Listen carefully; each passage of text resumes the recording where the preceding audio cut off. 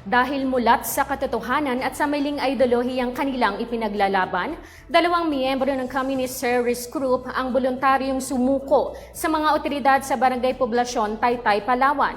Nakatutok dyan si Patrolwoman Desiree Padilla. Sina alias Gamay at alias Tunoy ay voluntaryong sumuko noong ika-26 ng Pebrero, taong kasalukuyan sa 41st B Maneuver Company, headquarters sa Barangay Poblasyon, Taytay, Palawan. Kinilala ang mga sumuko na sina alias Gamay, 62 taong gulang na lalaki mula sa Barangay Abungan, at si alias Tonoy, 21 taong gulang na kasalukuyang naninirahan sa Sitio Pinagupitan sa nabanggit na lungsod. Ang mga ito ay voluntaryong sumuko sa mga tauhan ng 41st B Maneuver Company headquarters at tinapos ang kanilang pagiging bahagi ng kilusang grupo na CTG.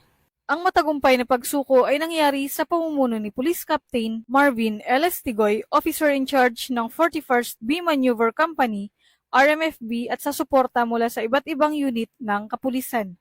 Na-recover kay Sumalde na may 2 blasting cap, isang death cord na may habang 37.5 cm at 400 grams ng ammonium nitrate fuel oil sa isang PVC container. Ang mga naturang explosive components ay kasalukuyang nasa pangangalaga ng Logistics Section ng 41st B Maneuver Company, RMFB, para sa dokumentasyon. At ito turn over sa Provincial Explosive Ordnance Disposal at K9 Unit, Palawan Provincial Police Office para sa tamang pag-dispose. Sa kasalukuyan, sina Sumalde at Tindog ay nasa ilalim ng pangangalaga ng intelligence personnel ng 41st B Maneuver Company, RMFB, at sasailalim sa proseso ng Enhanced Comprehensive o Local Integration Program. Ang tagumpay na ito ay hindi lamang nagpapakita ng pagnanais ng 2 dating rebelde na maging bahagi ng pangkaraniwang lipunan, kundi naglalaman din ito ng inspirasyon para sa iba pang miyembro ng CTG na piliin ang landas ng kapayapaan.